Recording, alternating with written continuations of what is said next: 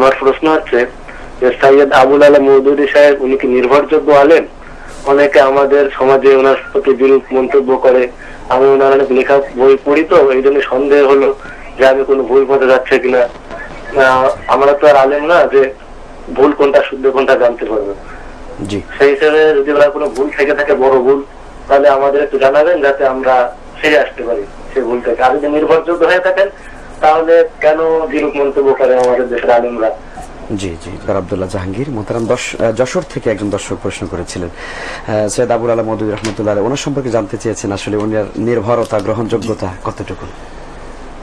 দর্শক, আপনাদের সকলকে একটা গুরুত্বপূর্ণ বিষয়ে প্রথমে বলি, আমরা নির্ভরতা বলতে কি বুঝি? পারফেক্ট, কোনো ভুল নেই। মুহাম্মদ রাসূলুল্লাহ সাল্লাল্লাহু আলাইহি ওয়াসাল্লামই একমাত্র মানুষ যার সকল কথা নির্দ্বিধায় গ্রহণ করতে হয়। আর তারপরে সাহাবায়ে কেরাম রাদিয়াল্লাহু তাআলা আনহুম, তারা আমাদের মডেল, যেটা কোরআন কারিমে সূরা তাওবার 100 নম্বর আয়াতে আল্লাহ তাআলা বলেছেন। পরবর্তী আলেম ওলামা সবার ভিতরেই ভুল ত্রুটি থাকতে পারে। আমরা যখন এই যে একটা চিন্তা যে একজন আলেম নির্ভরযোগ্য হলে আমরা তার সব বই পড়বো, সব মেনে নেব, সব, এই চিন্তা থেকে না বেরোনো পর্যন্ত উম্মত নাজাত পাবে না। কারণ একজন আলেম ভালো হওয়ার অর্থ এই নয় যে তিনি নির্ভুল, আর একজন আলেমের ভুল হওয়ার অর্থ এই নয় যে তিনি জাহান্নামী। এই বিষয়টা আমাদের খুব ভালো করে বুঝতে হবে যে আমরা আমাদের উলামায়ে কেরাম সালফে সালেহিনদের ভালোবাসবো, শ্রদ্ধা করব, ভক্তি করব, পাশাপাশি তাদের ভুল হতে পারে না, একজন ভালো আলেম বলে আর ভুল হতে পারে না, এই চিন্তাটা আমরা না করি। এটা হলো প্রথম বিষয়। দ্বিতীয় বিষয় হলো মাওলানা মওদুদী রাহিমাহুল্লাহ, তিনি একজন গবেষক ছিলেন, ইসলামের ব্যাপারে অনেক লেখালেখি আছে, তার লেখার অবদান আছে, পাশাপাশি তার অনেক ভুলও আছে। তার লেখালেখির ভিতরে উলামায়ে কেরাম অনেক ভুল ধরেছেন। তার সমস্যা ছিল, তিনি একদিকে ছিলেন গবেষক, আরেকদিকে সংগঠক। সাধারণত এটা ঘটে না, ফলে তার ওই গবেষণার ভুলগুলো তার সংগঠনের ভিতরে অনেক সময় ঢুকে পড়ে তার অনুসারীরা। তো মাওলানা মওদুদী অনেক ভালো কাজ করেছেন, তার লেখা অনেক ভালো পজিটিভ দিক আছে, আবার কিছু কিছু বিষয় ওলামারা আপত্তি করেছেন, এবং বাস্তব আহলুস সুন্নাত ওয়াল জামাতের আকীদা, যেমন সাহাবীদের ব্যাপারে খেলাফত মুলিকাত বইয়ে উনি যে ধরনের মন্তব্য করেছেন, এটা নিঃসন্দেহে সারা বিশ্বের উলামায়ে কেরাম অর্থাৎ শিয়া মতবাদ বাদে আহলুস সুন্নাত ওয়াল জামাতের উলামায়ে কেরামের মতের সাথে সাংঘর্ষিক এবং কোরআন সুন্নাহর সাথেও সাংঘর্ষিক। এটা উনি ভুল করেছেন, আমরা দোয়া করি আল্লাহ তাআলা ওনার ভুলগুলো ক্ষমা করে দেন, ওনার নেক আমলগুলো কবুল করে নেন। তো এই জন্য আপনারা যারা তার বই পড়বেন, এছাড়া আরো অনেক বিষয় আছে, এটা আমরা আসলে কোনো আলেমের, বিশেষ করে মৃত আলেমদের সমালোচনা আমাদের উদ্দেশ্য নয়। আমরা মনে করি উম্মতের সকল আলেম যারা যতটুক নেক আমল করেছেন আল্লাহ তাদের কবুল করেন। ভুলগুলো যদি ইজতিহাদি হয় তারা একটা সওয়াব পাবেন, আর যদি ইচ্ছাকৃত ভুল হয় গুনাহ হবে। ইন্নাল হাসানাত ইউযহিবনা সাইয়্যাত, নেক আমলের মাধ্যমে আল্লাহ পাপগুলো ক্ষমা করেন।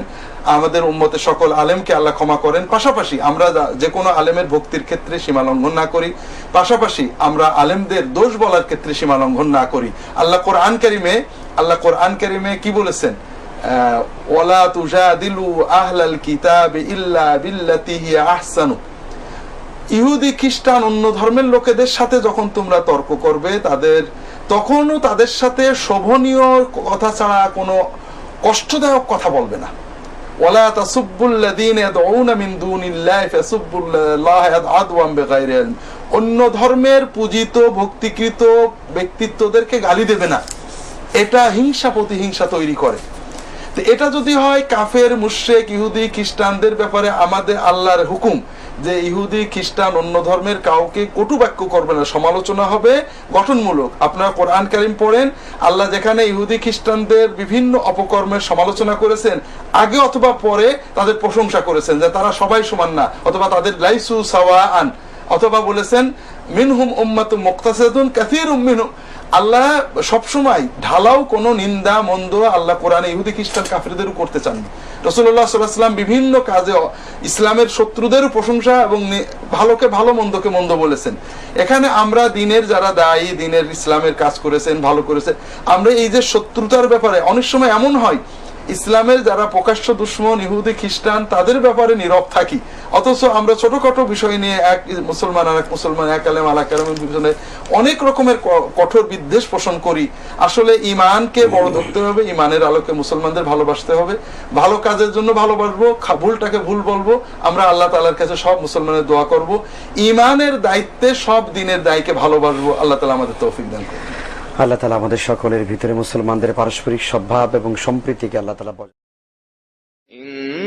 إنما المؤمنون الذين إذا ذكر الله وجلت قلوبهم